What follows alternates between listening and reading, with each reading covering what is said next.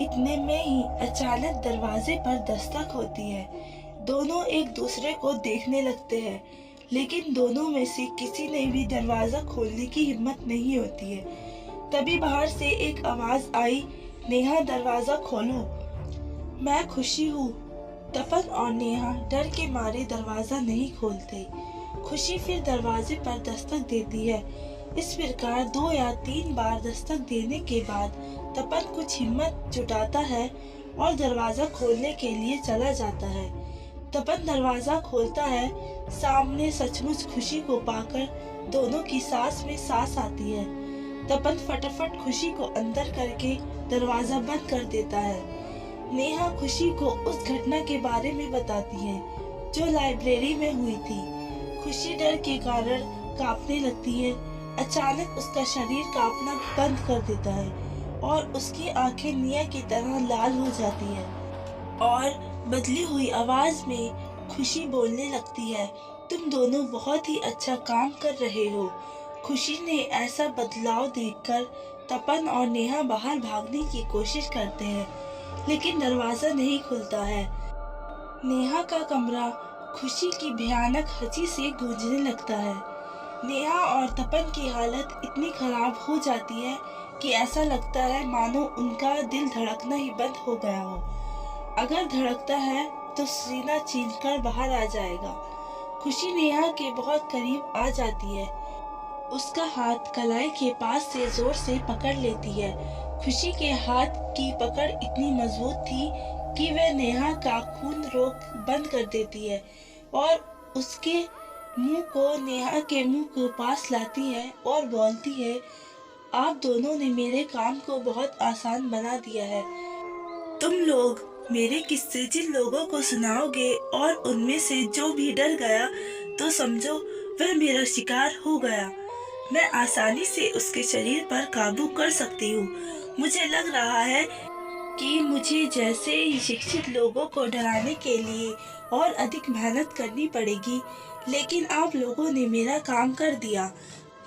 बस अब पूरे हॉस्टल को मेरी कहानी और किस्से बताकर डरा दो। बदले में मैं तुम दोनों को जीवित छोड़ दूंगी।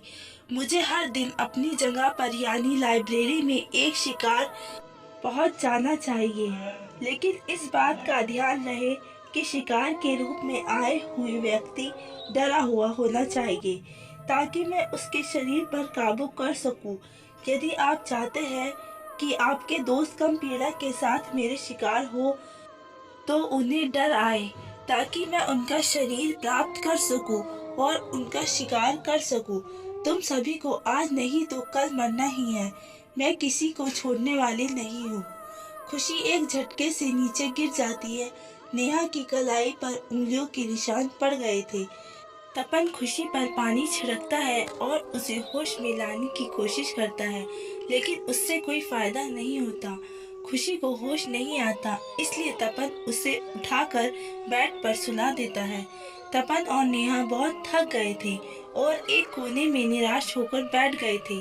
दोनों एक दूसरे से बात किए बिना भी लंबे समय तक बैठे रहते हैं। उस भयानक अंधेरी रात के बाद सूरज उगता है। लाइब्रेरी में होने वाली घटना के बारे में केवल तपन, नेहा और खुशी को पता था। नेहा और तपन को ये भी नहीं पता था कि गार्ड के साथ लाइब्रेरी में क्या क्या हुआ होगा। अब चिंता ये थी कि अगर सुबह होती है और कोई व्यक्ति लाइब्रेरी खोलता है या गार्ड की शिफ्ट बदल जाती है तो सवाल यह है कि नाइट शिफ्ट में आया हुआ गार्ड कहाँ गया। और सभी को पता था कि गार्ड तपन और नेहा के साथ ही निया के पीछे भागा था।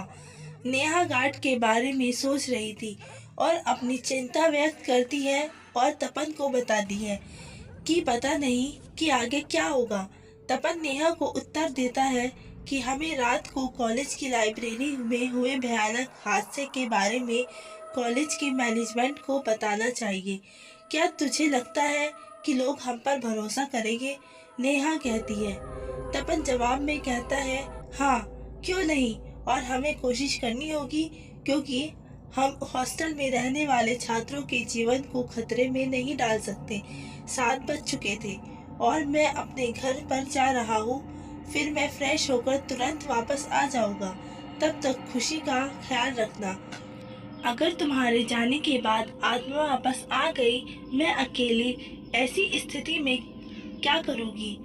उसका सामना कैसे कर पाऊँगी? नेहा ने कहा। तो तपन बोला, तुम बहुत निडर हो, इसलिए तुम्हें किसी भी चीज़ के बारे में चिंता करने की ज़रूरत नहीं है।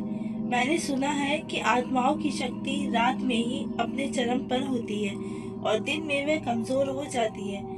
आई होप कि तुम जो बोल रहे हो वो सच हो, लेकिन जितनी जल्दी हो सके उतनी जल्दी वापस आ जाना। तो तपन कहता है, चिंता मत करो, मैं जितनी जल्दी हो सके वापस आ जाऊंगा। तपन फ्रेश होने के लिए चला जाता है। नेहा भी अपने कार्य को पूरा करती है, लेकिन रात में घटित घटना एक के बाद एक उसकी आंखों के सामने आ रही होती है, परंतु अपने आप को वह संभाल लेती है। जब वह स्नान करने बाहर आती है तो वह अचानक खुशी को बिस्तर पर बैठा देखती है। उसको देखकर सबसे पहले तो उसके होश उड़ जाते हैं और उसका शरीर कांपने लगता है, लेकिन जब खुशी बोलती है तो वो थोड़ी राहत महसूस करती है। खुशी सवाल करती है कि मैं अपने कमरे में सोई हुई थी, तो यहाँ तुम्हारे कमरे में कैसे आ गई और निया कहाँ गई है? जवाब में नेहा केवल ये कहकर टाल देती है कि निया जय के घर गई हुई है और तुझे याद नहीं कि कल रात को तुझे नींद नहीं आ रही थी, इसलिए तू यहाँ सोने आ गई थी।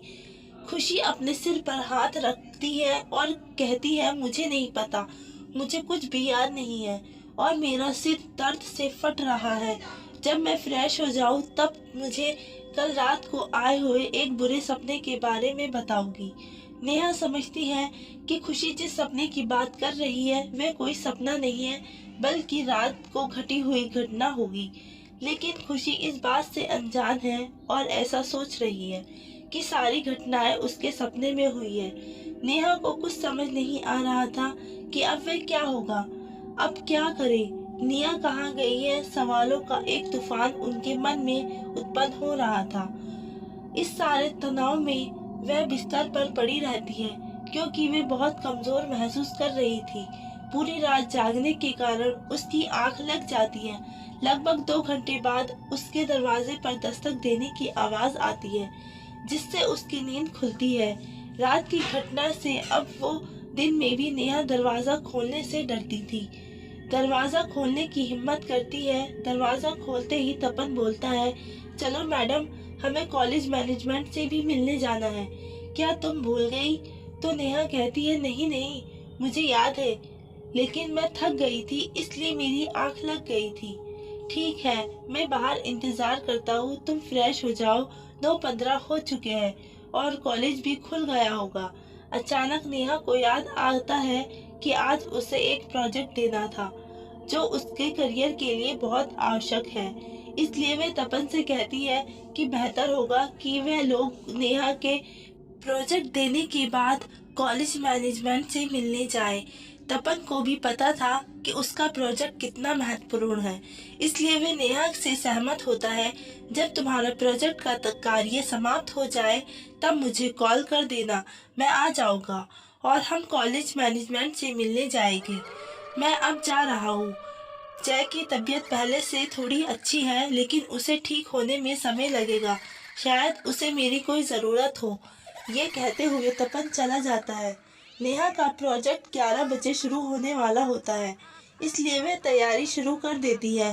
प्रोजेक्ट के लिए अधिक समय नहीं बचा था, इसलिए नेहा अपनी कक्षा के लिए निकल जाती है।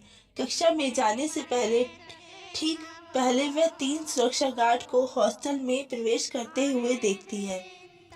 वह समझ जाती है कि रात में जो गार्ड ड्यूटी पर था उसे ढूंढने के लिए ये लोग जा रहे होंगे। नेहा उसे अनदेखा करती है और तुरंत अपनी क्लास में चली जाती है। सभी का प्रोजेक्ट रोल नंबर के अनुसार शुरू होता है। नेहा की बारी आने में अभी कुछ समय बाकी था। इस दौरान किसी और के प्रोजेक्ट के बीच में एक सुरक्षा गार्ड कक्षा में आता है और धीरे धीरे वहां बैठे प्रोफेसर से कुछ कहता है। सभी छात्रों की नज़र उस पर जमी हुई थी। उतने में ही प्रोफेसर नेहा से कहते हैं, नेहा, इस सिक्योरिटी गार्ड को तुमसे कुछ कहना है, अभी के लिए तुम इनके साथ चली जाओ। और मैं बाद में तुम्हारा प्रोजेक्ट ले लूँगा।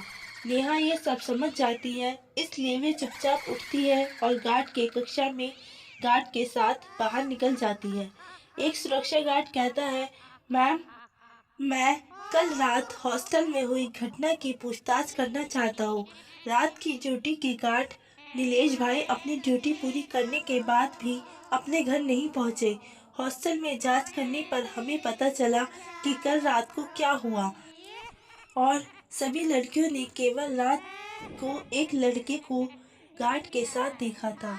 दूसरा गार्ड थोड़े गुस्से में बोलता है, उस लड़के को तुरंत बुलाओ जो तुम्हारे साथ कल रात को यहाँ था, और हम पुलिस को भी ये बात बताने वाले हैं। गार्ड को शांत करते हुए नेहा बोलती है, हाँ, मैं अभी फ़ोन करके उसे यहाँ बुलाती हूँ। कृपया लेकिन पुलिस को फ़ोन ना करें। हम प्रिंसिपल के पास जाएंगे और वे जो भी फैसला करेंगे हम उनके लिए गए फैसले के मुताबिक करेंगे। गार्ड गुस्से में बोलता है, जैसा कि आपको बताया गया है वैसा करो। हमें अपना काम करने का तरीका सिखाने की ज़रूरत नहीं करें। कृपया आप मुझे समझने की कोशिश करें। ये कहते हुए नेहा तपन को बुलाने के लिए फ़ोन करती है।